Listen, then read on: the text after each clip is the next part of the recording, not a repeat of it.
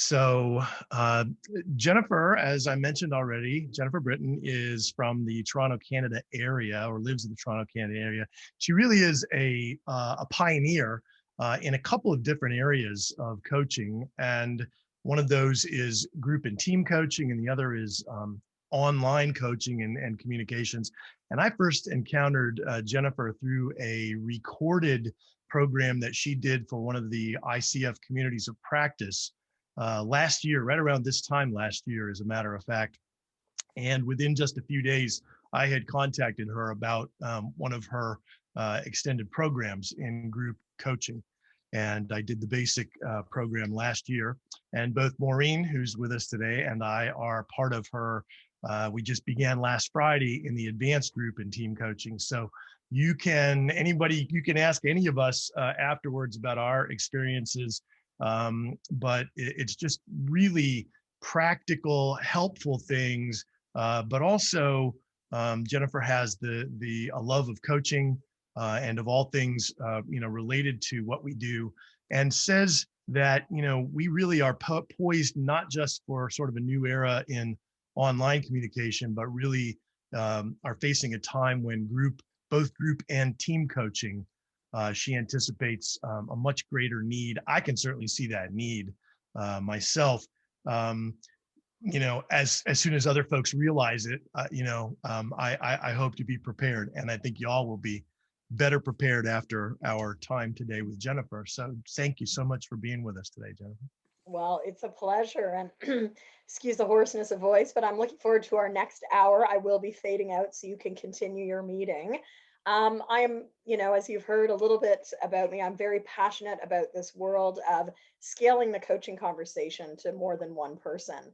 And I found myself falling into the orbit of professional coaching almost 20 years ago now. I was actually working for the United Nations at the time. I was based in Central and South America, so to Nydia from Lima, Peru. I was actually always worked in, well, I did work in Spanish speaking Central America, but English speaking Caribbean and South America, Guyana, for about 6 years. And as I entered into coaching, after hearing about this thing called coaching in about 2000, I was like, ooh, this is interesting. Like, I was a trainer, a facilitator, a community engagement specialist. Mhm. Really, my work revolved around helping people connect in with the resourcing they needed to move their communities and regions of the world to their next, whatever their next step was. And I'd run facilitation and training, and started hearing about this thing called coaching. I thought, wow, maybe this is the piece to keep the focus going. And as I found myself actually a few years later then training to be a coach, I was coming up to Toronto, Canada, figuring out would I move back here. I had just lost vision in one of my eyes. That was permanent damage. I have limited vision in one eye. And I realized, I don't think I'm going to sit down one on one. My passion isn't truly just talking one on one with people. It's about bringing groups of people together. And in those days, 2002, it was like, oh, no, no, coaching is just for one person. Well, I'm a bit of a renegade in a good way because I could see the potential for bringing people together. And I think if we flash forward to 2021, we are all hungry in this world of social distancing to just be with others and be connected with others. And that's truly what group coaching is. It's about bringing people together for a shared experience to help them go wherever they need to go next. So today in our hour together, I want to share with you some information. I've got a pretty robust slide deck that I will leave with you as a group. Please feel free to use it. I'm not going to touch on every slide, but I want to talk a little bit about group coaching and team coaching, because if you are working in your communities, you're probably going to be bringing together perhaps parishioners or others to really have that group experience. Maybe you're also building your own team and wanting to empower your team and coach them, or work with other parishes perhaps on scaling the conversation to other teams. And what's interesting as we step into 2021, the International Coach Federation has really started putting a lot more time and attention around this whole area that I call coaching many. Just in November, a few months ago, ICF released the new team coaching competencies. So you are literally sort of on the cusp in this conversation of like what is, I think, going to be in a good way an explosionary year of really scaling the coaching conversation to more than one person.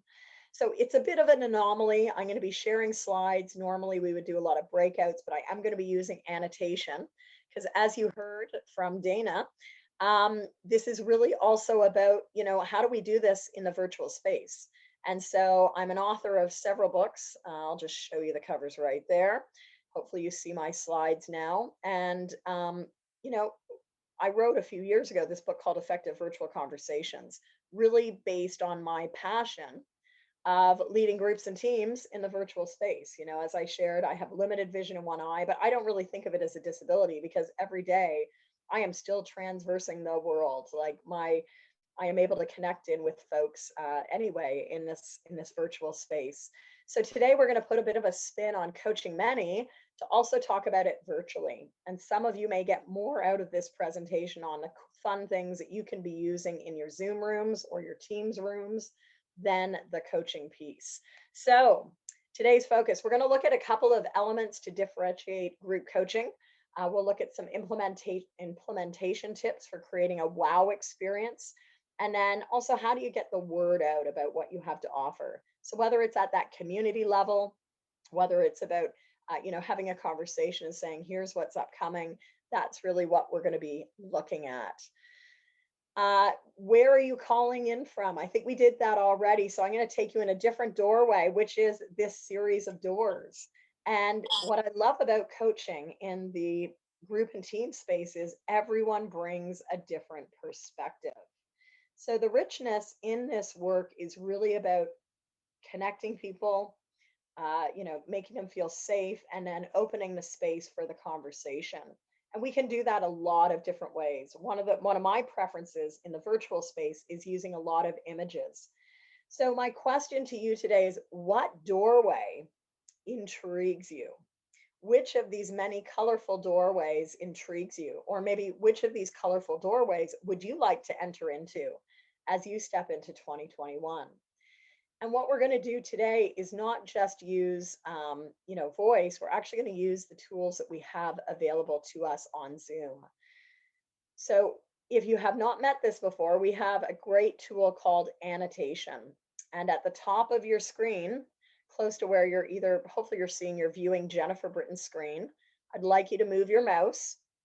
So hover over where it says you're viewing Jennifer Britton screen. And as you hover your mouse, you're going to see a new window emerge. It may say view options, or it may say annotate.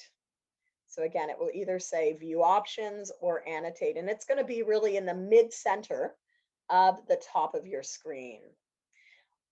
Once you find that view options and annotate, please click on annotate. And what will happen is that a whole new window, a whole new bar of great little tools will emerge. So hopefully, as you find view options and annotate, you now see a new mouse, a text, maybe a drawing, and a stamp. Just give us a little head nod. Christy, who is in a vehicle, might not be seeing this. So Christy, we'll just let you, if you'd prefer, we can do this verbally. Can you see the screen with the multicolors on it? Might be very small, but you can feel free to just say what color you want. So what I'd like others to do is, so Christy can see this, great. If Christy can see it on a small digital device, this is good. Here's what I'd like you to do is actually stamp or put a check mark beside the door that you want to enter into this year with your clients. What does the door look like? You can see that Peggy has grabbed the blue. That's my favorite one as well. Jason and Peggy both are on that blue and yellow colored doorway. We've got Mitchell on the red door up top. Maureen's got the green door. So does Marianne. Christy's grabbed that little, I like it as like a little bit of a dwarf door. I'm a very short person. I'm only 5 feet tall. So that would be my door. I'm not a dwarf, but I am a short person. So that would be my little door. Christy, what would you grab? Which color pulls you? I'm going to put a stamp on it. Hold on. Can you hear me right now? We can. Okay. Sorry, it's very strange on the phone. I tried to circle it because I did have access to a pen. I don't know if that showed up or not. Which one did you go to? Which row and which side? The little one that it's 5 over and 2 down. Oh, good. That's the little door I was just talking Yes. about. Yes, we can Yeah. see it. We can see it. All right. So again, what it's just a fun way to sort of bring people into the room. One thing we always want to do as coaches is signal that this is not just any conversation, right? As coaches, we need the people that we're in conversation with to be active participants. And so I think this is a quick way to signal. You could use any sort of image or photo to say, hey, I'm not going to be talking at you for this next amount of time. It's about inviting you into the room and to share a little bit about who you are. So thank you for warming up with me on that. I'm going to clear my drawing, but you might just want to take a screen share as well, right? On that annotate, you'll see a save button. Feel free to actually save it. Excuse me. And as you save it, think about how you might be using all the different things that I'm showing you today, because this sort of moves a very one unilayered virtual call into something that people will remember, right? I trust that you will have something that might reminds you maybe today, tomorrow, or the next day. Oh, that door analogy, the metaphor of the door. That's what we want to really create. I do believe in the virtual space. We want to have an important and memorable conversation.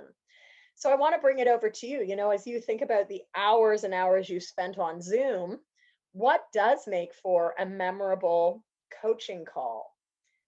And I'll get you to share this in chat. We're actually going to move to chat now. So there's going to be a lot of action in this call today to wake you out of that 4 o'clock slump. Please share with us one thing that you find makes for a memorable coaching call. And that could be with an individual, a group, or a team. Let's see what we've got here. So Coach Network, which is Dana, interactivity. Absolutely. And a good rule of thumb is every 7 to 10 minutes, you want to mix things up in the virtual space. Notice some of your colleagues, again, starting at the top. Marianne, palpable sense of a shift in perspective. Yes. And right, that doorway analogy. You could go from one door to the other. Melania, open invitation to participate. Sarah, lots of engagement with few background distractions. Maureen, feel like we have some trust and it's authentic. For Kristen, it's aha moments for them and even for me. That's what I love as a coach, right? We are always learning. It's an ongoing journey of learning. Olivia, humor. For Janice, it's a point where the client stops to think new thoughts. Thank you, Janice. And one thing that's going to be missing this afternoon from this presentation is a lot of pause. But I do want you to think about how can you create intentional pause in your work as a coach. For Roy, he's mentioning an aha moment, having that aha moment. And for Christy, asking the client for an image that represents how they feel. Peggy, leaving the session with an action plan. Yes, Peggy, of how that excites them. So again, coaching is coaching is coaching. And really think about how you might invoke any or all of those. Our goal, I think, in coaching is to really move, at least in the virtual space, from like the frenetic death by conference call where people are on 5 devices at once, listening to the blah, blah, blah, into a space where you are interacting, where you're seeing your folks, where we're moving back and forth between, the big screen, the annotation, the what I like to call, and I'm going to do it right now, the Hollywood Squares view, right? Because this is what we want. We want to know who's in the room, who's here, especially if people have come into the call late. So welcome if you're just joining us. And one of the fun things or reasons why I do that as well is because automatically, as soon as you stop sharing, it actually clears annotation. So it's a quick trip. For those who want a little bit more on Zoom, there are lots of things that you probably don't know yet about Zoom, even though you've been here for a while. This presentation is actually built around an article I wrote almost 2 years ago called 8 Ways for You to Create a Wow Virtual Group Call. And I'll invite you after today to head on over to your browser. You could Google my name, Jennifer Britton. And then I've done a series of writings for a company called the Coaching Tools Company. And this is a great article just to sort of synthesize a lot of what we're probably going to touch on this afternoon, because we do want to have those memorable calls. And really, it's about having trust. It's about leading them well. It's about looking at some of the core elements of group and team coaching, and then designing for virtual conversations. If you are an ICF member, you can hear more from me over at the ICF website. They set up a COVID-19 page back in March. And as the pandemic started playing out, ICF reached out to me and said, Jennifer, you're sort of our go-to person on virtual and remote. Can you do a series of resources for our members? So you'll see me doing there's a couple of 20 to 30-minute videos there, as well as a white paper that I'd invite you to download. And that's found at ICF, International Coach Federation, so coachfederation.org, and on the COVID-19 page. What's really different in this space is our pacing, right? Pacing, interactivity, making sure we have connection and trust. It is about bringing voices into the room in different ways and harnessing those diverse perspectives, because that's what groups are all about. It's not about a one way, it's about how do we bring people in. And what's different in this space is also the visual. How are we incorporating different visuals? So I love icons, right? For me, it's always about how do we access different learning. And today is all about the virtual. It's also about trust, because when we have trust, connection, and safety, we can really move into those conversations that are important for the moment. If people aren't feeling trusting, aren't feeling connected, and aren't feeling safe, then we don't go into a coaching conversation. We stay at the surface. So I think what we're going to do, we're going to actually do a breakout. I had asked Dana, do you do breakouts? And he's like, I'm not sure if we've done, was it, you're not sure if you've done breakouts or annotation, Dana? I better qualify. Breakouts. Yeah. I don't know. I don't know whether we've done either one actually. Okay. Well, today you get to do both. We're going to actually go into breakout rooms. Zoom will automatically whisk you away. And what I'm going to do, because breakouts are doing something interesting, we're going to assign you into 4 different breakout rooms. For the next 4 minutes, I'd like you in your breakout room to pick one of those: trust, safety, or connection. Okay, they're slightly different things, but you in your room get to just say, we're going to look at trust, we're going to look at safety. Actually, I'm going to make it easier. I'm going to do 3 breakout rooms, and I'm going to just create them. So room 1, which is Maureen, Nydia, Olivia, Peggy, and Roy. Room 1, you're going to look at trust. What are some things you can do as coaches with your clients to build trust? So Maureen, can I put you as a point lady on that? Point person? Yep. Okay. Room 2, Jamie, Lorna, Marianne, Mike, and Mitchell. And Mitchell, since you're enjoying beautiful Victoria, you get to be the point person in room 2. You're going to look at connection. What can you do to connect people in a coaching process? Okay, you're going to come up with just a quick list of 4 or 5 practical things that you would do in room 2 to create some connection. And that leaves room 3, which is Christy, Jason, Kristen, Milana, and Sarah. Room 3 is going to look at trust. What are the things that you can do to build trust in the coaching space with many? We just want to get really practical. Yeah, Maureen? I thought you said that we had trust. Oh, are you doing trust? Okay, thank you for having my back. Okay, so trust.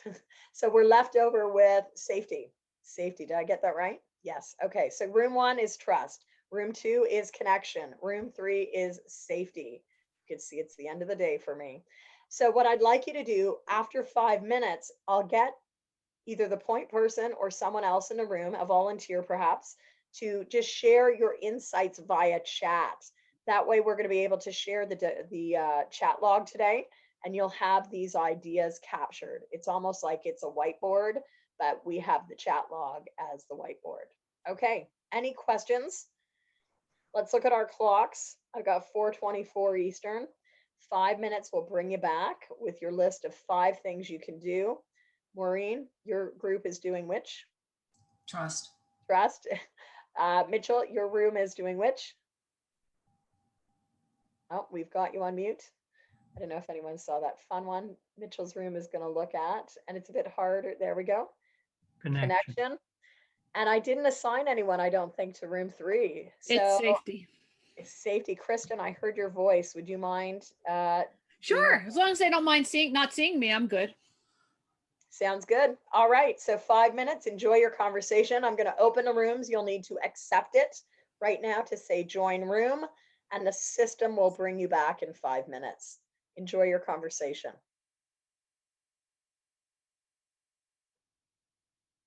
All right. There we go. Dana, you look like, wow. Oh, you're on mute. You're on mute. Sorry about that. Yeah. It's funny how I mean, I've reflected on that every meeting I've been in is, at some point somebody's muted and tries to talk. Have you seen the video that somebody did about the Zoom meeting, if it were a real life meeting? Yeah. Oh, yeah. Classic. The It's good. dog barking and yeah. I've been getting these illustrations done. I don't know if I can find it here, but I got these illustrations done of just how the virtual world has changed. And the illustrator, sort of like, so I said, okay, I want like 70, 80, 90, 2000, 2010, and 2020. But I just sort of said, like, here's some of the things I want incorporated. So as he came back with like 2020, it's like this child in front of a big desk of a home office with like the paper airplane running in front of the parents. Yeah. Our state school board just yesterday kind of reversed field and told all the schools in the state that they could no longer be online. That starting like next week, they have to go back in person. They have to. They don't have any choice. So it's really weird. But Oh my, it throwing teachers into a world for online education who were not it's at hard. all prepared for that. And so many pastors I know weren't prepared either, Yeah. and I was fortunate in that regard. Yeah, well, my son he's just finished his band class. I don't know if you could hear the band. He plays baritone. Oh, We had the nice. baritone going at the start of this call. But, they all did go back to school in September, and they were, for high school, they were like in-person learning 2 or 3 days a week, and then they do online, and it was a good blend because I think the kids really miss each other. Oh, But then yeah. after Christmas, with our numbers, they were just like, no, we're shutting it down, and you're Uh, you're online, like it's all day, and it's better than the all day that there was in the spring. But the poor teachers, where nobody knew what was happening. yeah, Yeah. no, and no one knew how to teach. At Yep. least now they actually Yep. like run lectures, and the kids, Right. have projects that make sense, and it's Yep. it's good, but it's hard. It's been hard. If you have any kind of ADD though, online education is just terrible. And I knew that years ago. So, but Yeah. you I know, agree, and I think it's creating some ADD for other folks, right? probably so. Yeah. I had a client the other day who I was coaching, and he had 3 Zoom meetings already that day and had another one after. I'm like, there's no way I would just be toast, Yeah. completely useless. Well, I'm starting to fade myself, but that's good. We've got another minute or so. I'm going to close the rooms. Yep. We'll see what Can comes. quick question about that. I realized, I think Zoom changed this recently, that you can't shorten the closing time. When you say to close a room, it's 60 seconds no matter what. Is that, It's always been 60 on it my room. has? So yeah, Okay. I All don't right. know. I All don't right. know if you could, although someone was saying, oh, you could change it. And I'm like, really? I didn't find any way to change it online. I've looked. Yeah. Yeah. Yeah. No, mine's always been 60. So, what's interesting, you can often tell how connected group members are if they like pull the ripcord of like, oh, I'm leaving. I'm actually going out early. So I Yeah. actually only gave them 4 minutes. They'll be like, that wasn't enough time, but that's good learning, right? Yeah, we started doing about a month and a half ago in worship.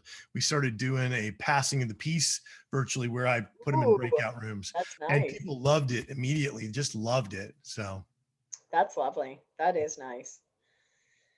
Yeah, that was so interesting. Yeah, I'm thinking of it, you yeah. know.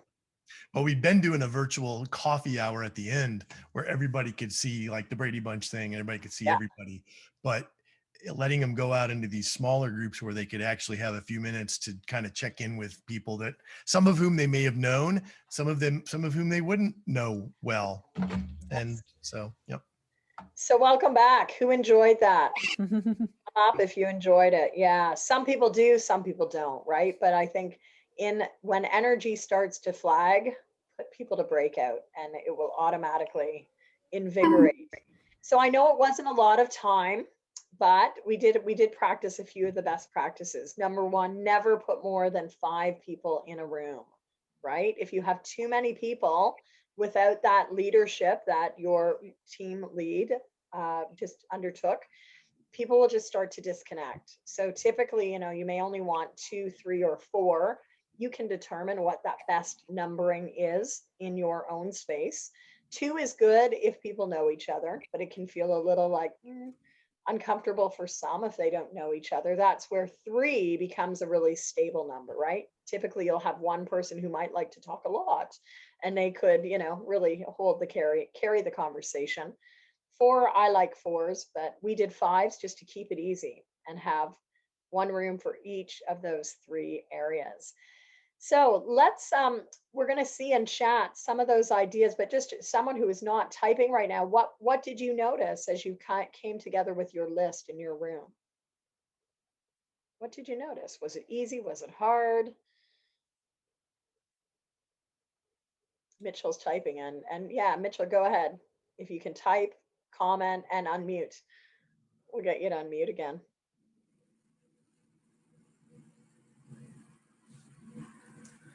If I can say that in my group, Maureen set up the tone, like breaking the ice a little bit, so it kind of opened. Somebody has to initiate the conversation. Well, that's why I assigned a role, right? If you drop everyone in, it's like, oh, what did you say we needed to do?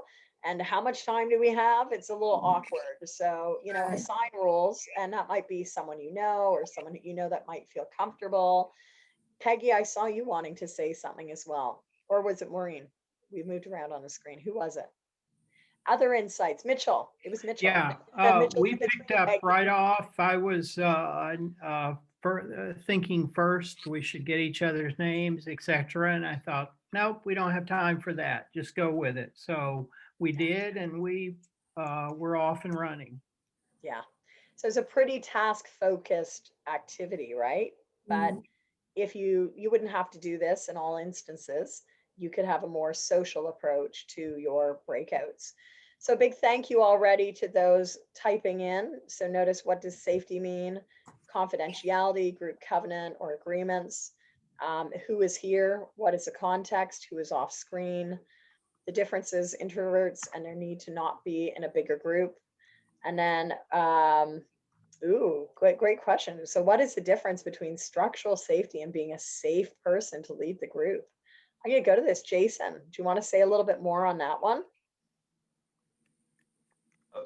Not particularly, because we didn't really have time to answer it, but it was just a question that we had is, when you're setting up groups like this, you can do covenanting, you can do confidentiality, you can do all that stuff, but you could not be a safe person for people to talk to.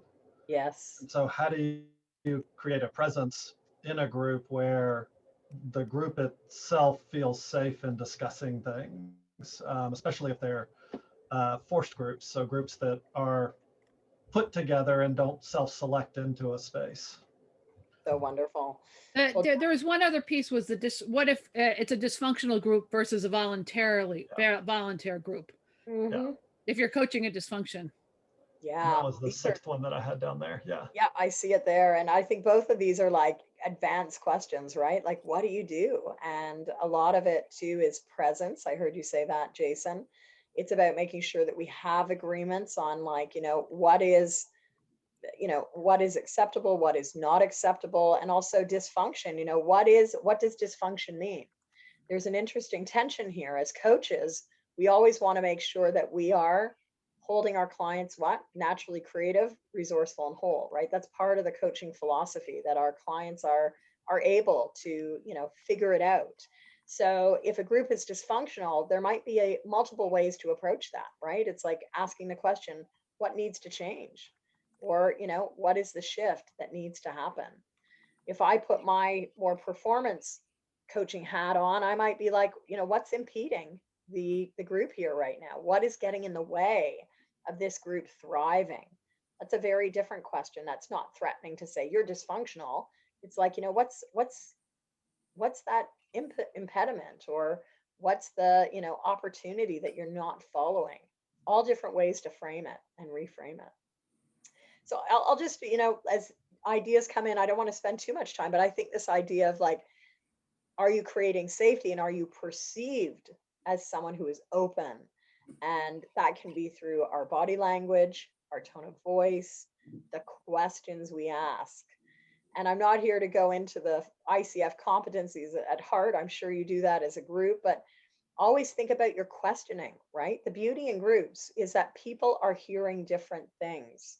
Some of your group members may be visual learners, some may be auditory learners, some may be more heart-centered. So we do want to ask questions in ways that resonate with the group. And you'll see when people lean in, and you'll see when people lean out. Use those cues to, you know, figure out what's the best question. So is there a forum? I'm always sensitive to like, where do we put these questions, right? That's the facilitator in me. Dana, where did Dana go? Dana went offline. No, I'm here. Have a forum to like go to take some of these questions. Like, do you do a coaches conference during the year? Because these are some good ones that you might want to look at a deeper level. No, but we're always open to new possibilities. So there you go. Well, there you go. Maybe I can come back and join you for another session at your 2021 new virtual summit, or whatever you call it. So we're going to move. We're going to leave the world of safety, right? It's critical. As I said, if we don't have safety, we cannot jump into these deeper conversations of coaching, which takes us into maybe mindset, beliefs, values, assumptions, the things that are really so important to us. So that's where I think connection comes in. Mitchell, would you like to walk us through what you came up with as a group there for yours? Just in terms of my own mute. Okay, just in terms of several connection possibilities in the chat function, be conscious about listing where you're from as one possibility. Another is in using such as like an improv type exercise, the use of why and because questions and answers to get kind of an icebreaker. Another is simply tell the weather where you are. We did that. You mentioned that earlier. Or the possibility of sharing another name you may go by, or other names you may have been previously known by. So those are possibilities we came up with. Excellent. You know, we're connecting people to each other, to you, to the context, to their vision, their values, lots of different areas. And note Maureen's comment. I'll share that exercise here to explain how that works. Thank you very much, Marianne. Marianne. It's getting to be the end of the day, not Maureen, Marianne. So I know Maureen, have you had a chance to come up with your list? You want to verbally share it?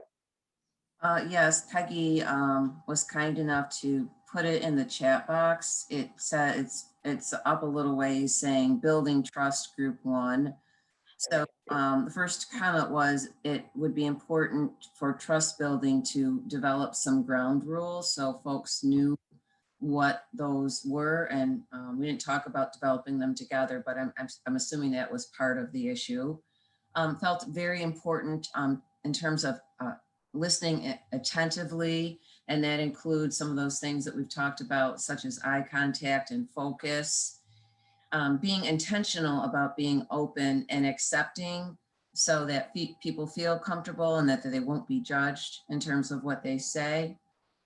Be fully there or present came up, and then kind of tied into that is while you're fully present for number 5, you know, utilizing active listening and communicating those explicitly through active listening. Nice. That's wonderful. And again, notice the ideas that are coming forward. One thing to note when you're doing chats, it will not show up in the main room if you've done it and sent it while you are in in the breakout. So given that we weren't there, it's not showing up, which was why I was like, where is that? So always, and there now Peggy's got it in there and it's come out to everyone. All right, so now that I'm muted, I think I'm off mute. Let's keep rolling. Again, this is a whole area. I know I've got 20 more minutes. Let me ask you actually, like, what's your biggest question around coaching groups and teams right now? Is it design? Is it marketing? Is it running it, implementing it? I'll get you to just turn to chat and share that with us. That way I can get a sense of, like, in the 20 minutes that I've got, where do we go? So the choices are design, implementation, or marketing. Jennifer, we really do give you till 5 after, so you've got 25. Ooh, all right. And I'd like to know how you distinguish group and team. Okay, that's a great one. While we're getting those ideas in, here's a couple of things to keep in mind, and I'm just going to take a lozenge. So, group and team. Group coaching brings together disparate people, right? Like us. So you're not a team, you're part of a larger team, but you're in different geographic locations, probably have different goals, and you're really just coming together and dispersing. In a team coaching context, people have a shared purpose, a shared mandate. There's often like formal and informal relationships that exist. And in the coaching process, it's key that a coach knows that you're coming into a team system and you're leaving that team system again. Unlike a group coach, the group coach is bringing people together, having that covenants. I love that term, like you're really holding a convening, and then people disband and go off into their own ways. So that's the quick definition. There's a lot more than that, but it is a subtle but important shift in terms of a couple of things. One, the stance of the coach. And as you do look at the the slides for today, you'll see a slide on when we're looking at group versus team, we need to think about the stance of the coach. So am I bringing people together, or am I entering into the system of the team? With group coaching, like a lot of it is dependent on you to make it happen, or groups will say, hey, we want you to come in and coach us. With a team, we need to make sure that the team leader is engaged. If they are not engaged in the process, it's really hard to affect change, because you will not have the time, the space, the resource allocation needed for people to focus on the conversation. So is that useful, Lorna? A quick definition? Yes, thanks. Okay. So notice, as I thought we might have, several on design, several on marketing, and several on implementation. So I think what I'll do is I'll go to our slides and we'll just move on through this.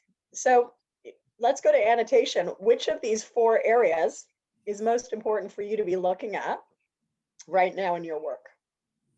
Is it goals, accountability, action, or awareness?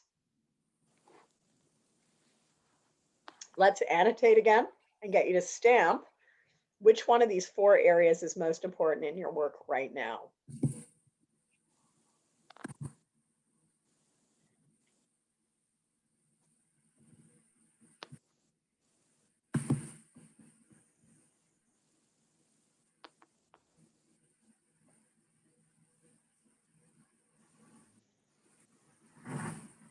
No right answer here, right? Every group is going to be a little bit different. The big difference between group coaching, everyone has their own individual goals. In a team, you're really often trying to help the team get one collective goal at its end. What I find fascinating is, like, how often are we coaching around action versus how much are we coaching around awareness? And so whether we're working with a group or a team in terms of your design and then running it, what is that balance, right? A lot of it comes back to, how do you design that agreement? What does this group want coaching around? What does the team want coaching around? So a lot of that is set out at the start.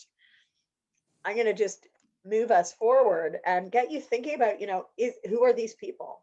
Chances are they're pretty busy. How much time do they have? So we always want to meet them where they're at in terms of their learning. So that group or team, is it interdependent? Is there a shared purpose? Is there a shared mandate? Are there reliant relationships, shared goals, or other things that are drawing them together? Because we don't know by looking at these folks, is it a group or is it a team? So there's a lot of upfront work, just like you would do with a one-on-one client. In a group or team coaching, you've got to get to know your people. Who are they? What's important for them? And they can have lots of different focus areas. So the folks that you see on the screen, the virtual VUCAs, really, if I was coaching this group, there's going to be 8 different interests. I'm putting myself as a person in the middle, just so you know. That would be me in the middle with my headset on. And, there's 8 different interest areas for these, plus our pets, plus our young children that come to the group coaching calls. So we're coaching people in real time in their lives. And it's all about helping them gain that awareness and take the action as they're moving forward. It's also about helping them identify their goals. And so as goal setters, how are you working with people to help them anchor their plans, right? We are in such a frenetic environment right now. As coaches, are we providing them with the opportunity to anchor those goals somewhere? So a framework I like to use is called the one-page plan. Again, going back to my former world of work with the United Nations, the annual plan was like 60 pages in length. Very hard for us as a team to understand what was meant in the 60 pages. So we would literally distill it down to one piece of paper. And this is where, as a coach, I've carried that idea forward in the work that I do with clients. So when I work with a group, everyone creates their own one-page plan between session 1 and session 2. They come back to session 2 saying, here's what I want to get out of the coaching process, just like you would do in an individual coaching relationship.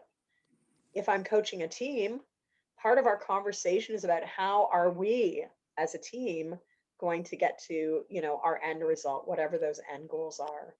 You'll get a copy of these slides so you can look at examples, right? Like, so a team might be, we want to boost our effectiveness by holding more effective weekly team meetings. We want to get better at the skill of listening. So you can fill out these different areas. What's a description? What's the timeline? What do people need? And then how are you going to note what helps and hinders? So this whole framework alone, that could be a whole hour of coaching, right? If that's important to you and your clients. And anything I'm providing here tonight or today is really just an option, right? Well, coaching is so varied. And so you'll want to think about how the one-page plan might support you in your journey through coaching. We need to leave space for the group to get to know each other. So that mini breakout that we did, every week I'll usually have a breakout or 2 in coaching. Let the group do the work. The group also needs to see each other's goals because they're going to support each other as much as you'll be supporting each other. So this is where we do get into the landscape again of technology, right? Are you doing what many coaches you still do? Are you in a Facebook group, which really a lot of people don't want to be on Facebook these days. For me, a few years ago, I started looking at what are the options because I really am not a Facebook kind of gal, at least for my group work. And so I found an alternative, which I'm introducing here because I think they have a special nonprofit support. It's a community network called Mighty Networks, and it's an alternative to Facebook. So like Facebook, it brings people together. You can have conversations digitally. You can share documents. You can have files, and it's a great way. So Dana, I'm going to just say Dana and Maureen have seen this as a, if anyone's interested in probably learning more, you can reach out to them and talk to them about what they might see as the application. But key in today's world is like, how do we keep the conversation going? It's not just with you as a coach, it's between the group members, it's with the team as well. So a little bit around design. And with design, it's about making sure that we are making things memorable. Okay. So, how do we make things novel, surprising, emotional, or attention grabbing? And when I say attention grabbing, like what's going to capture your eye on this? There's a whole science of design. I'm not going to go through it, but in my writing, I like to call it pebbles, spelled imperfectly. Again, there's a typo there, right? But it's an intentional typo. Anytime we do things in the virtual space, we need to make sure we're prepared and we're practicing. We also need to leave space for a group to create time for creating expectations. And when I say expectations, like who are we? How do we come together? And I've just looked at chat. I'm so glad that the Art of Gathering, right? Art of Gathering by Priya Parker has been a great read about this. Absolutely. You know, it's really, I think the Art of Gathering is a great resource for any design, any setup around how you do things. We do want to activate our brains, and we'll go beyond that topic tonight. But if anyone's interested and has time, I have a very robust YouTube channel. So you can look up my name, Jennifer J. Britton, or look up Effective Group Coach on YouTube.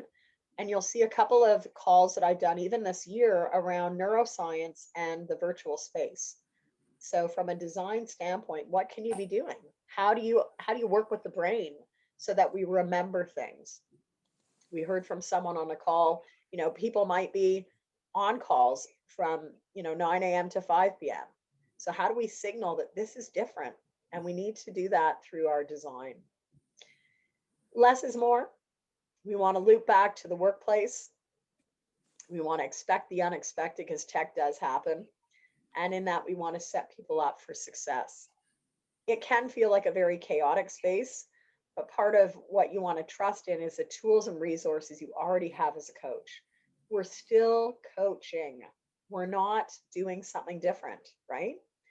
This is still coaching. So Wheel of Life, vision work, values work, all of this plays out whether you're coaching teams or coaching groups. So as a result of tonight's session, I'd like you to think about what is or what are the tools that you have in your coaching toolbox that would be of service to those that you support, whether it's a team or a group.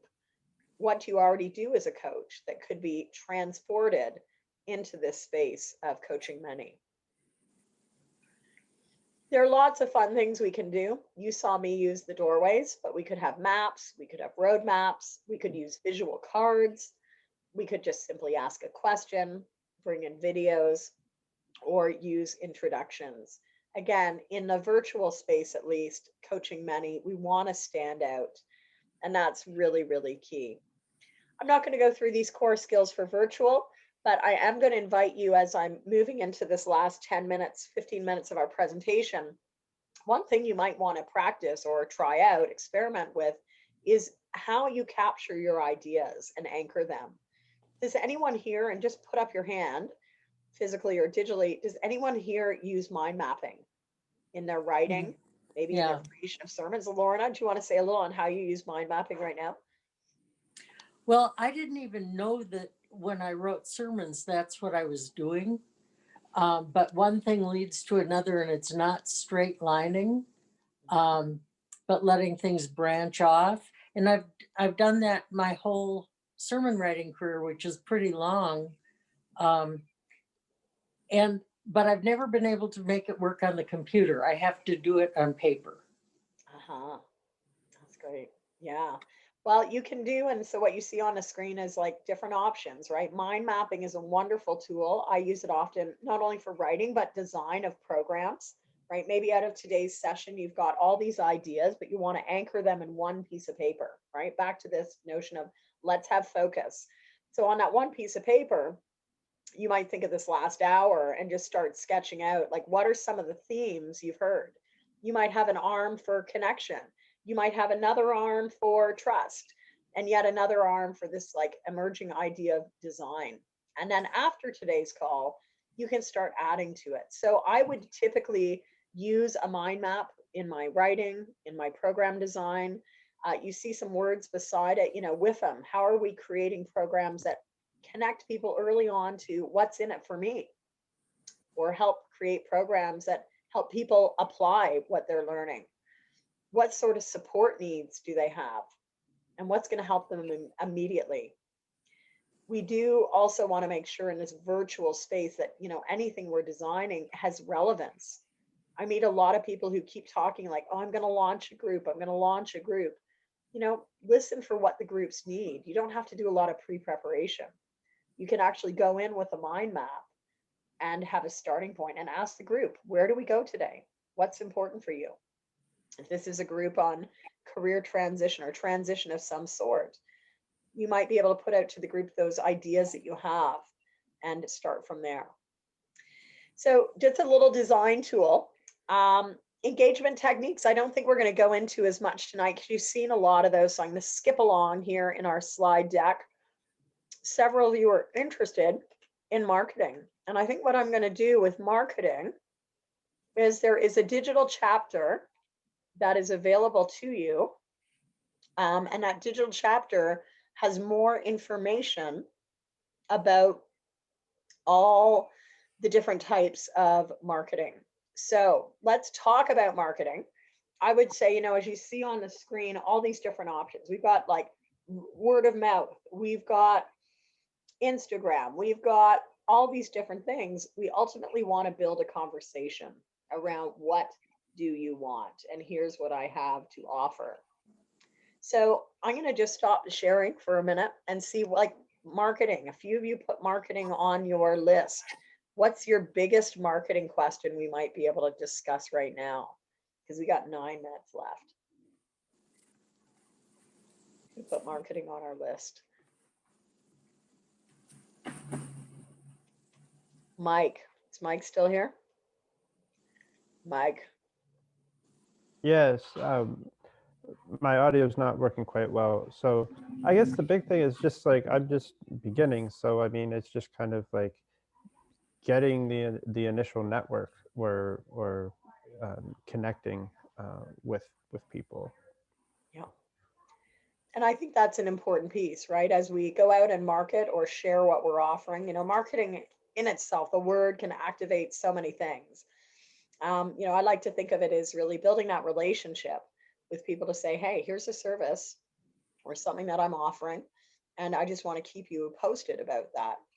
As I started my own business, I realized for years with the United Nations, that's what I was doing. I was marketing, but it wasn't marketing. It was about enrolling people to have, a sense that like something else was possible for them.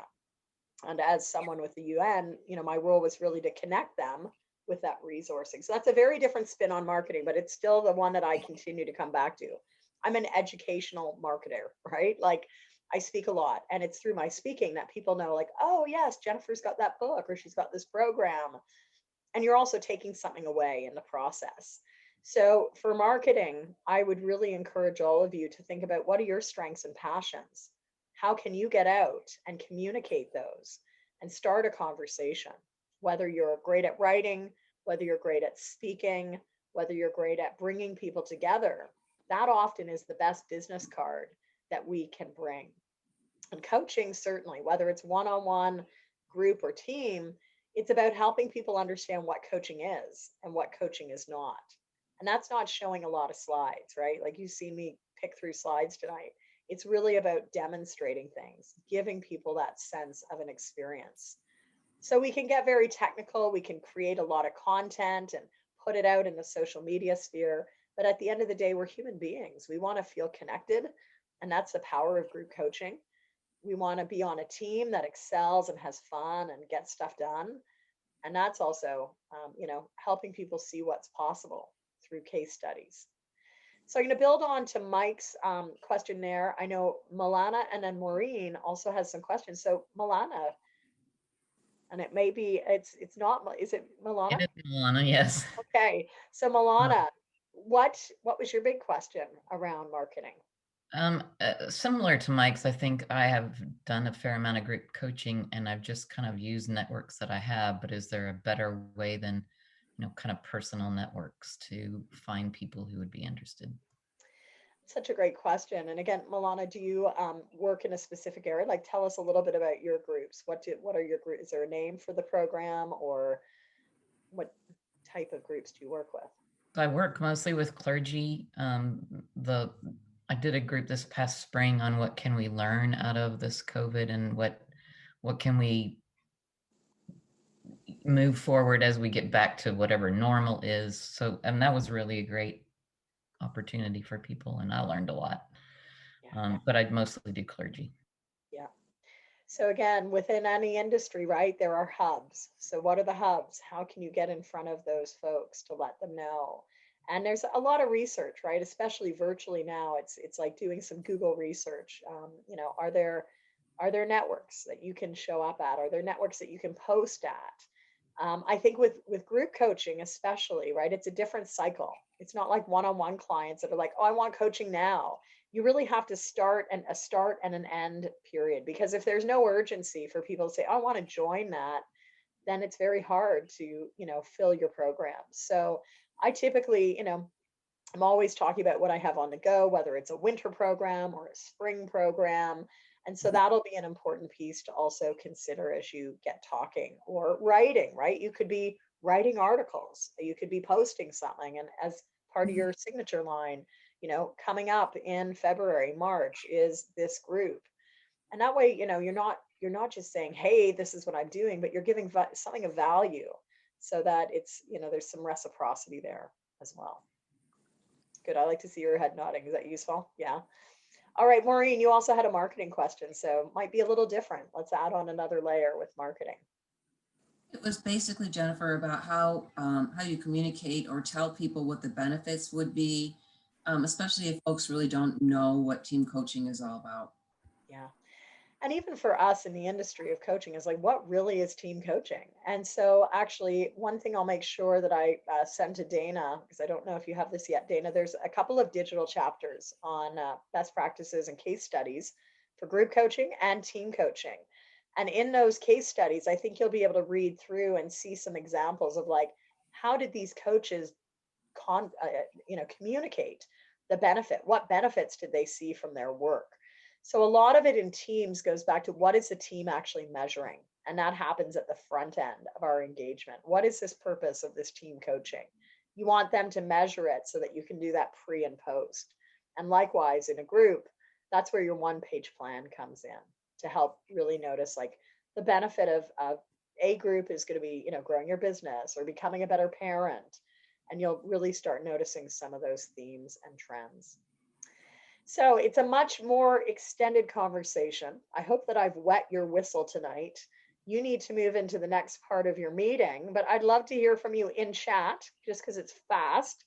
What was one thing that you have picked up from today's presentation that you can put into practice in this next 2 weeks, right? I'm not saying 2 months. I'm saying, is there something that we did today that you can put into practice before the end of January? Maybe it was something around coaching. Maybe it was something around virtual. I don't mind. It can be either, because I've done sort of both, but please share with us in chat. What's that one thing you're taking out of our call today? So engagement, annotation, design, use of annotation, figure out how to use a one-page plan. Excellent. So I hope that it's been useful. I'll loop back with Dana to find out any feedback, and certainly you'll get access to those digital chapters. They're over on a website called From One to Many, which is a 2013 book I wrote and published through Josie Bass. It's called From One to Many, Best Practices for Team and Group Coaching. And so the digital chapters actually don't show up in the book. They're supplementary. There's the case studies on group coaching, team coaching, and one on marketing.